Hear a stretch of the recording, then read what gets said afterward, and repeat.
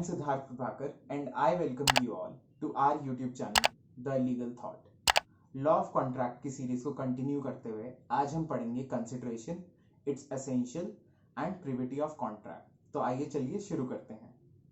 अगर आपको इस सब्जेक्ट के नोट्स या फिर लॉ से रिलेटेड किसी भी सब्जेक्ट के नोट्स चाहिए तो आप हमारी वेबसाइट को रेफर कर सकते हैं। Link is given in the description box.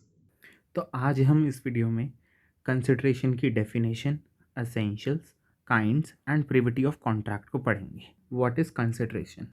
When at the desire of the promisor the promisee or any other person has done or abstain from doing or does or abstains from doing or promises to do or to abstain from doing something.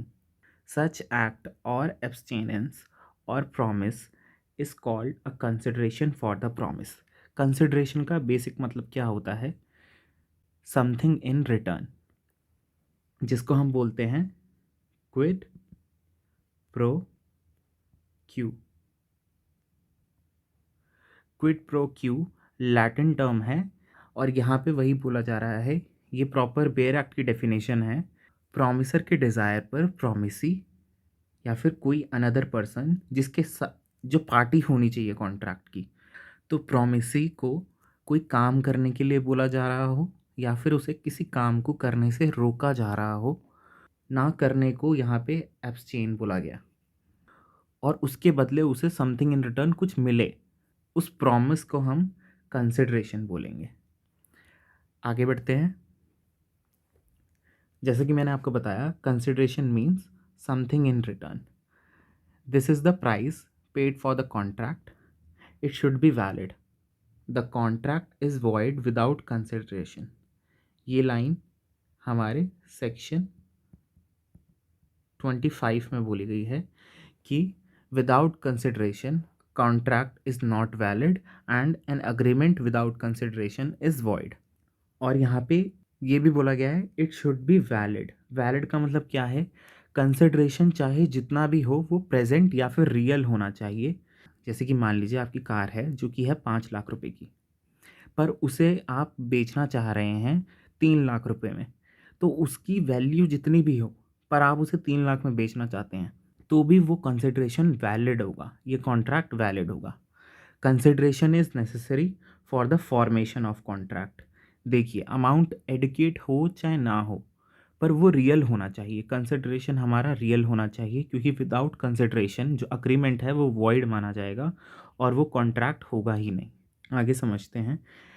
In the contract for sale of a car the price paid for the car is a consideration. वही example है जो मैंने दिया कि car की cell में जो उसका प्राइस जिस पे आप बेचेंगे उसे, वो कंसिडरेशन माना जाएगा। और ए ने जैसे बी को अपनी कार बेची और उसने 1 लाख रुपए इन रिटर्न दिए, तो ए के लिए वो 1 लाख रुपए कंसिडरेशन होगा और बी के लिए जो उसे कार मिली वो कंसिडरेशन होगा। वैसे इसका दूसरा एग्जांपल लेते हैं। आप रेलवे से ट्रैवल करते हैं, तो रेलवे आपको जो सर्विस प्रोवाइड कर रही है एक जगह से दूसरी जगह पहुंचाने की, वो आपके लिए कंसिडरेशन है, और उस टिकट के अमाउंट को जो आप पे कर रहे हैं वो रेलवे के लिए कंसिडरेशन होगा, वो amount. Section 2D of Indian contract act defines consideration. So यहाँ पे वही चीज़ बोली जा रही है, if the promisee does either of the two below mention act on the promisor's will, कि वो कुछ करता है पास्ट, प्रेजेंट और फ्यूचर में, और एब्सटेन फ्रॉम डूइंग समथिंग, चाहे वो पास्ट में हो, चाहे फ्यूचर में हो, चाहे वो प्रेजेंट में कर रहा हो। ये 2 असेंशियल्स हैं कंसिडरेशन के। इसका टू डू समथिंग का मतलब हम इस एग्जांपल से समझते हैं। Peter and John enter into a contract where Peter promises to give 15 curtains in a month to John, and also John promises to pay Peter rupees 3,000 on delivery. In this contract, John's promise to pay 3,000 rupees is the consideration for Peter's promise. Also, Peter's promise to give 15 curtains is the consideration for John's promise to pay. यहाँ पे वही चीज़ है कि Peter और John जो है contract में enter करते हैं। पीटर प्रॉमिस करता है कि वो जॉन को 15 कर्टेंस देगा, जिसके बदले में जॉन उसे 3,000 रुपये देगा। तो यहाँ पे पीटर के लिए 3,000 रुपये वो उसका कंसिडरेशन हुआ, और यहाँ पे जॉन के लिए जो उसे 15 कर्टेन्स मिलेंगे वो उसका कंसिडरेशन होगा। तो ये कॉन्ट्रैक्ट डूइंग समथिंग की बात कर रहा है कि आप कुछ करोगे तो उसके बदले में आपको पैसे मिलेंगे। अब देखते हैं abstain from doing something. Peter has taken a loan from his friend, howsoever he has not yet paid the debt. Peter ने लोन लिया जॉन से, पर उसने वो अभी तक पे नहीं करा वापस। John promises not to file a lawsuit against Peter if he promise to repay the loan within a week. अगर पीटर एक हफ्ते के अंदर पैसे वापस कर देगा तो जॉन ने ये प्रॉमिस करा है पीटर को कि वो उस पर कोई भी लॉसूट फाइल नहीं करेगा। In this case, restraint on behalf of John's is due to Peter's consideration of his promise to repay the loan. ये एक एग्जाम्पल है कि जॉन को अगर एक हफ्ते में लोन के पैसे मिल जाते हैं तो वो पीटर पे केस फाइल नहीं करेगा। ये कंसिडरेशन है पीटर के लिए कि उस पर कोई भी लॉ सूट फाइल नहीं होगा, और जॉन के लिए कंसिडरेशन होगा कि उसे एक हफ्ते के अंदर उसको पैसे मिल जाएंगे। इसका एक बेसिक एग्जांपल भी मान लेते, आपके घर के बिल्कुल साथ में पार्किंग है, वो पार्किंग आप लेना चाहते हैं, पर वहाँ पे आपका पड़ोसी पार्किंग करता है, तो आप अपने पड़ोसी को कुछ अमाउंट देते हैं और उन्हें बोलते हैं आप यहाँ पे पार्क करना छोड़ दो। यहाँ पे आप उन्हें एब्सटेन कर रहे हैं कुछ करने से, तो उसके बदले जो अमाउंट आप उन्हें पे करेंगे वो होगा कंसिडरेशन बी के लिए, मतलब आपके पड़ोसी के लिए, और आपके लिए कंसिडरेशन होगा वो अब से वहाँ पे कार पार्क नहीं करेंगे, जिसके लिए वो स्पॉट आपके लिए खुल जाएगा। आगे बढ़ते हैं। Kinds of consideration. तो मेनली 3 टाइप के कंसिडरेशन होते हैं, past consideration, present consideration and future consideration. Past consideration is something which is completely done by the promisee even before making of the agreement. It is supported by future promise. इसका एक example भी दिया हुआ है कि X was a child and at his will Y promised him with certain commodities. Y ने कुछ certain commodities provide करी हैं X को, जो कि अभी बच्चा है और उसी के कहने पे एक हुआ है। X promises Y that after attending the age of maturity X will compensate Y for what he did in the past. X बोलता है कि आपने ये जो सारी कमोडिटीज़ मुझे दिलाई हैं, जब मैं एज ऑफ मेच्योरिटी पा लूँगा या फिर मैं बड़ा हो जाऊँगा 18 साल से ऊपर, तब मैं आपको ये सारा पैसा वापस कर दूँगा, कंपनसेट कर दूँगा। तो ये जो प्रॉमिस, जो भी चीज़ें आज हमने उसे दी हैं वो कंसिडरेशन है एक्स के लिए, और जो एक्स फ्यूचर में हमें वो पैसे से कंपनसेट करेगा वो हमारे लिए कंसिडरेशन होगा। पर इंग्लिश लॉ में there is no past consideration. English law में पास्ट कंसिडरेशन को वैलिड नहीं माना जाता इन द वेस्ट, बट ये इंडिया में वैलिड है। प्रेजेंट कंसिडरेशन, आपने कोई भी चीज़ ली उसी समय ऑन स्पॉट, उसके बदले में उसकी MRP का अमाउंट पे करा, तो वो हो जाएगा present consideration. If the promisee and the consideration are together, then it is the present or executed consideration. A went to shop to buy some vegetables from the shopkeepers B. In return, A gave money to B on the spot. In this case, the consideration is current consideration. आपने shopkeeper की दुकान से कोई सामान खरीदा, उसके बदले में पैसे दिए, यही हमारा करंट कंसिडरेशन या फिर प्रेजेंट कंसिडरेशन होगा। Future consideration, when consideration for a promise moves after the contract is formed, it is future consideration. जब consideration form हो चुका है और उसके बाद आप उसको पे कर रहे हैं तो वो होगा future consideration. It is also valid if it depends on the situation. For example, Peter has promised to make architectural plans for John's new house. Peter यहाँ पे प्रॉमिस करता है कि वो जॉन के नए हाउस के लिए आर्किटेक्चरल प्लान्स बनाएगा। John promises to pay Peter ₹50,000 provided that his wife approves the plan. अगर उसकी वाइफ उन प्लान्स को अप्रूव करती है, जॉन तब प्रॉमिस करेगा कि वो पीटर को ₹50,000 देगा। तो ये है future consideration, essentials of a valid consideration. पहला point, consideration should be made at the desire of the promisers. Only at the request or desire of the promiser, consideration can be offered to the promisee only. If an act is done at the desire or will of the third party, then it's not consideration. ये मैंने आपको पहले ही बताया है, contract की 2 parties होती हैं, promiser and promisee.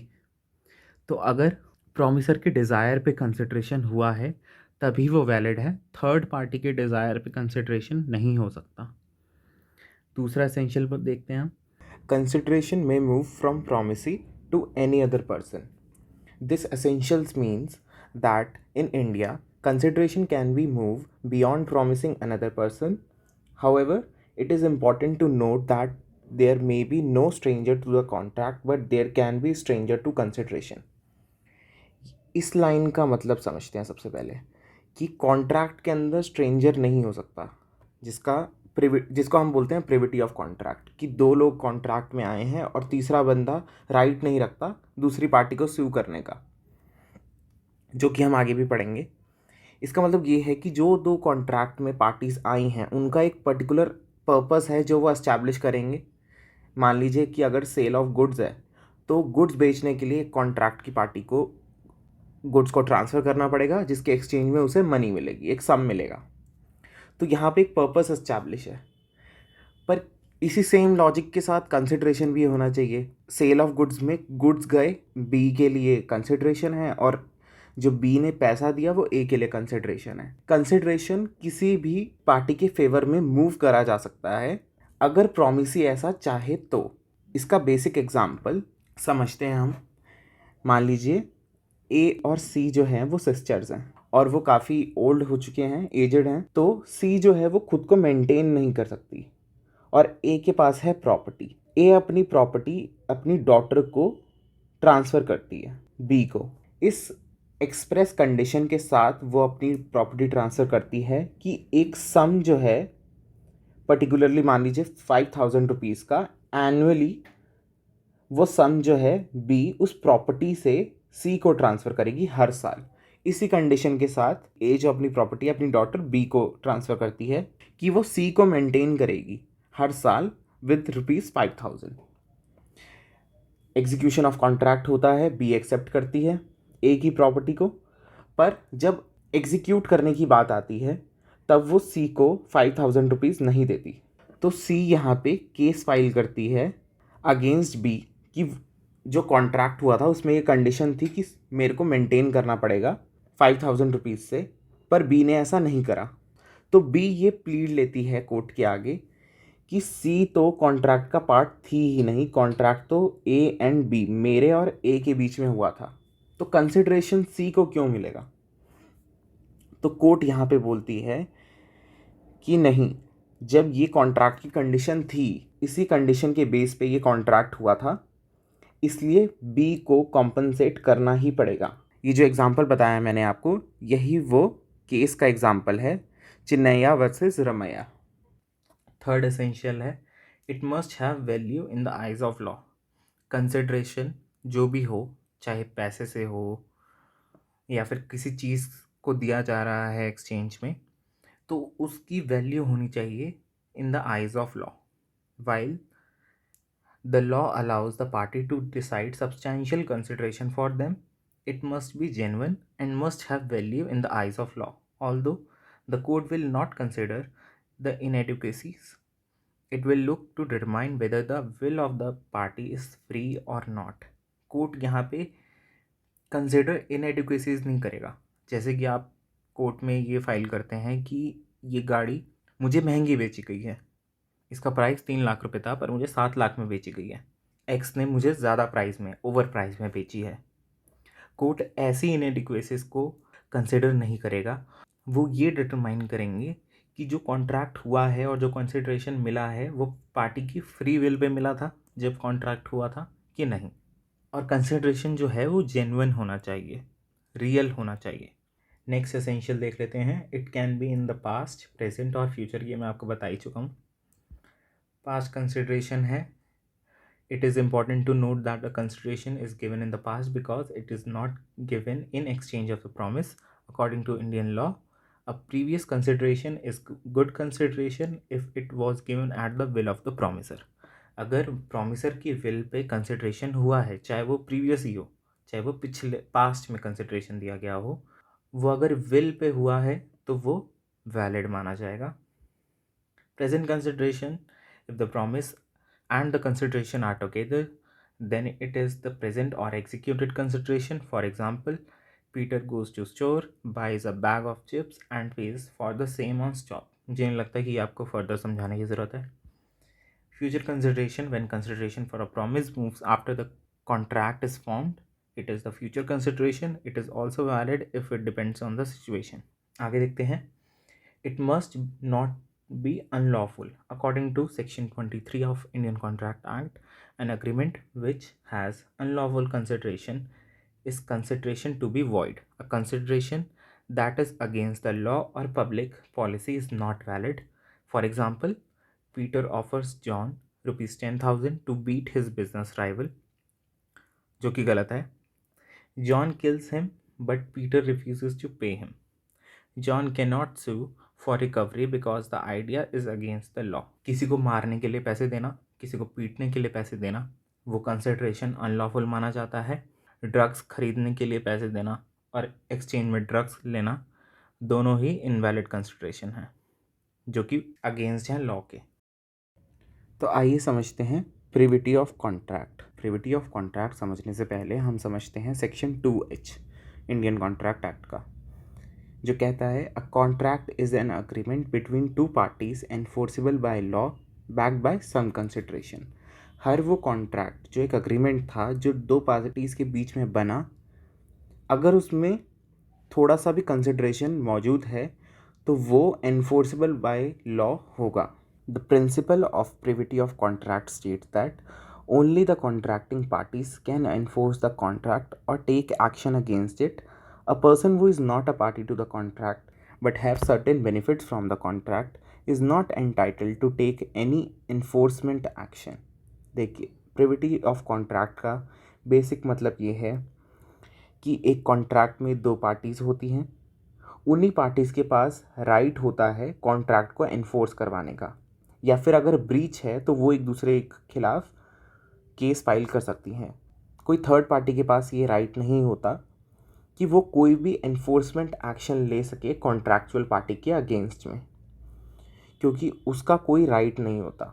As a general rule contractual rights and liability only affect the party to the contract. इसका मतलब ये है कि कॉन्ट्रैक्चुअल राइट और लाइबिलिटी जो भी होती हैं कॉन्ट्रैक्ट के अंदर, वो सिर्फ अफेक्ट करती हैं पार्टीज टू द कॉन्ट्रैक्ट, ना कि किसी थर्ड पर्सन को, and not the other person. यही जो मैंने बात बोली, वो is not a party to the contract. जो पार्टी नहीं है कॉन्ट्रैक्ट की, वो किसी भी दूसरी पार्टी पे एनफोर्समेंट एक्शन नहीं ले सकती. A contract can not impose rights and liabilities on a person who is not a party to a contract. आपका कॉन्ट्रैक्ट किसी भी थर्ड पर्सन पे कोई भी राइट या फिर लाइबिलिटी इम्पोज नहीं कर सकता. अगर करता है तो वो भी कॉन्ट्रैक्ट की एक पार्टी बन जाएगी और उसके पास ये राइट होगा कि वो कॉन्ट्रैक्चुअल पार्टीज़ को सू करे. देखिए, इसका एग्जांपल समझते हैं. If B promise A to give 100 rupees to the third party C, thus A and B can sue each other in case of breach of contract. However, C cannot sue the parties. This is known as privity of contract.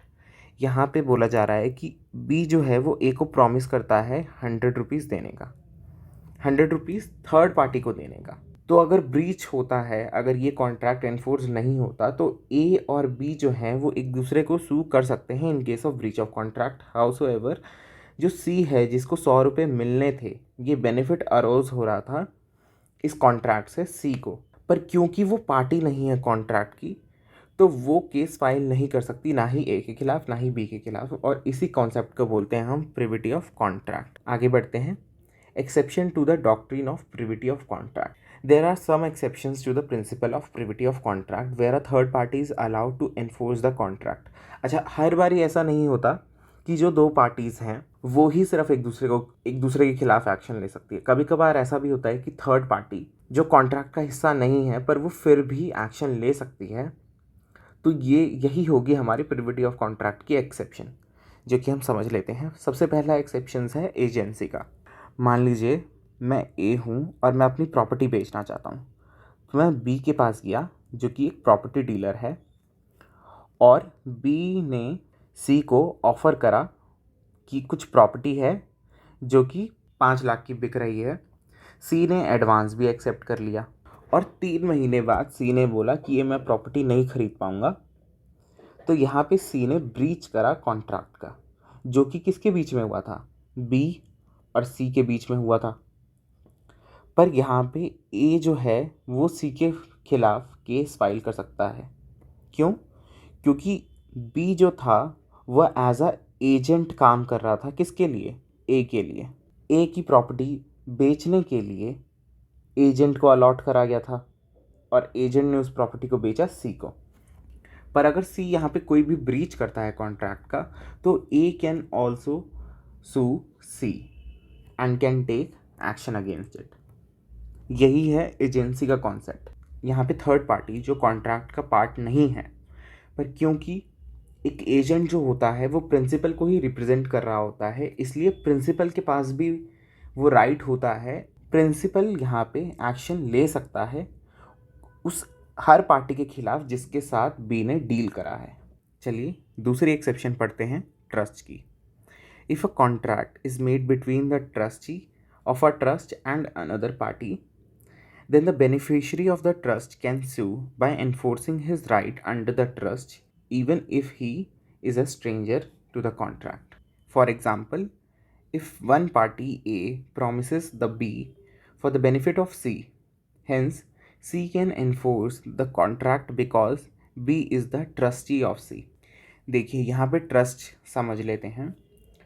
Trust अगर किसी के favour में create करा गया है और किसी को ट्रस्टी अलॉट करा गया है, तो जो बेनिफिशियरी है उसको जो बेनिफिट मिलना था, ट्रस्टी उसे वो बेनिफिट नहीं देता, तो जो बेनिफिशियरी है वो ट्रस्टी के खिलाफ केस फाइल कर सकता है। यहाँ पे ए जो है उन्होंने बी को ट्रस्टी अपॉइंट करा सी के लिए और इनके बीच में कॉन्ट्रैक्ट होता है और ये बोला गया कि इस कॉन्ट्रैक्ट से जो भी बेनिफिट होगा वो जाएगा सी को। पर बी अगर वो बेनिफिट सी को अलॉट नहीं करता तो सी जो है वो बी पे केस फाइल कर सकता है क्योंकि बी को सी का ट्रस्टी अपॉइंट करा गया था। इसको एक बहुत ही इजी एग्जांपल से मैं आपको समझाता हूँ। देखिए, मान लीजिए फादर हैं, वो आपके किसी रिलेटिव को अपने बेटे के लिए ट्रस्टी बना के जाते हैं और वो ये बोलते हैं कि जो भी मेरी प्रॉपर्टी है उससे अगर कोई भी प्रॉफिट होता है तो वो सारा प्रॉफिट जो है वो मेरे बेटे के फेवर में जाएगा। पर फादर की डेथ हो जाती है और जो यहाँ पे उनका रिलेटिव है वो उनके बच्चे को वो सारे प्रॉफिट नहीं देता बल्कि खुद रख लेता है। तो at the age of majority जो बच्चा है वो ट्रस्टी के खिलाफ केस फाइल कर सकता है कि जितने भी प्रॉफिट आज तक उसको हुआ था या फिर उसे मिलना चाहिए था वो सारा उसके ट्रस्टी ने रख लिया। तो यहाँ पे जो बेटा है उसके पास राइट है केस फाइल करने का अगेंस्ट हिज ट्रस्टी और हिज रिलेटिव। तो आगे बढ़ते हैं। Collateral contract. If the contract is collateral contract, all the parties who are involved in collateral contract can enforce the contract. The parties involved in the contract are as follows: manufacturer, seller and purchaser, and so on. For example, if A purchases goods from B, there is a contract between A and the manufacturer of the goods. देखिए, यहाँ पे बोला जा रहा है कि collateral contract के concept में जितनी भी पार्टीज़ होती हैं उस कोलैटरल कॉन्ट्रैक्ट के अंडर वो कॉन्ट्रैक्ट को इन्फोर्स करवा सकती हैं। मान लीजिए यहाँ पे ए ने गुड्स परचेज़ किए बी से एंड ए जो है वो कॉन्ट्रैक्ट में है मैन्युफैक्चरर ऑफ द गुड्स के साथ। तो अगर आगे जाके बी जो है वो अपना कॉन्ट्रैक्ट ब्रीच कर देता है क्योंकि ए और मैन्युफैक्चरर दोनों एक कोलैटरल कॉन्ट्रैक्ट के अंडर थे, तो यहाँ पे मैन्युफैक्चरर भी बी को सू कर सकता है। आगे समझते हैं। Negligence. In the event that a personal injury occurs because of negligence, the negligent party can be sued by the third party who have not enter into the contract with the negligent party. In an event कोई अगर आपको personal injury अकर होती है negligence की वजह से, तो negligent party है उसको थर्ड पर्सन सू कर सकता है आपके बिहाफ पे, भले ही कॉन्ट्रैक्ट आपके और नेग्लिजेंट पार्टी के बीच में हुआ था। जैसे कि डॉक्टर है जो आपका इलाज कर रहा था और ड्यू टू सम नेग्लिजेंस उसने आपको एक इंजरी दे दी, तो जो आपके पेरेंट्स हैं वो भी डॉक्टर के खिलाफ एक्शन ले सकते हैं या फिर उसके खिलाफ केस फाइल कर सकते हैं, पर वो थर्ड पार्टी होंगे और उनके पास ये राइट होगा कि वो सू कर सकते हैं डॉक्टर को, जबकि कॉन्ट्रैक्ट तो आपके और डॉक्टर के बीच में था। पर फिर भी आपके पेरेंट्स या फिर कोई भी एन रिलेटिव या फिर कोई भी बंदा आपके बिहाफ पे केस फाइल कर सकता है डॉक्टर के खिलाफ, क्योंकि नेग्लिजेंस केस में third party can sue the negligent party. देखिए, फिफ्थ एक्सेप्शन समझ लेते हैं, the sale of defected goods. One exception to privity is manufacturer's warranty for their products. It used to be the case that a lawsuit for breach of warranty could only be brought by the party to the original contract or transaction. So, consumer would have to sue retailers for the faulty goods because no contract exists between the consumer and the manufacturer. Now, under modern doctrine of strict liability and implied warranty, the right to sue has been extended to the third party beneficiaries, including member of purchaser's household whose use of a product is foreseeable. इसमें ये बोला जा रहा है कि earlier क्या होता था, प्रिविटी ऑफ कॉन्ट्रैक्ट का कॉन्सेप्ट जो है वो प्रिवेल करता था, क्योंकि कॉन्ट्रैक्ट कंज्यूमर और रिटेलर के बीच में हुआ है, रिटेलर ने उसे गुड्स बेचे हैं, तो कंज्यूमर के पास सिर्फ राइट होता था कि वो रिटेलर को सू करे।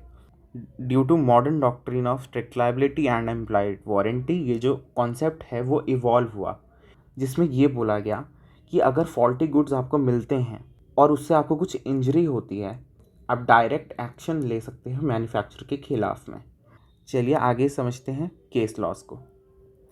राणा उमानाथ बख्श सिंह वर्सेस जान बहादुर, इसके फैक्ट समझते हैं। इन this case, Rana Umanath Bakhsh Singh was given possession of the entire property by his father.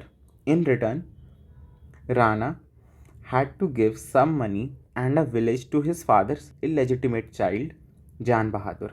यहाँ पे ये बोला जा रहा है, राणा है जिसके फादर ने अपनी सारी प्रॉपर्टी जो है वो राणा को दे दी है और उसके बदले में सिर्फ इतना बोला है, पैसे का कुछ पार्ट और एक विलेज वो उसके भाई को, जो कि इलेजिटिमेट चाइल्ड है उसके फादर का, जान बहादुर, उसके फेवर में दे दी जाए। पर राणा आगे जाके प्रॉपर्टी तो एक्सेप्ट करता है, पर जो कंडीशन है उसको फुलफिल नहीं करता और जंग बहादुर को कुछ भी नहीं देता जो उसके फादर ने प्रॉमिस करा था कि उसको मिलना चाहिए।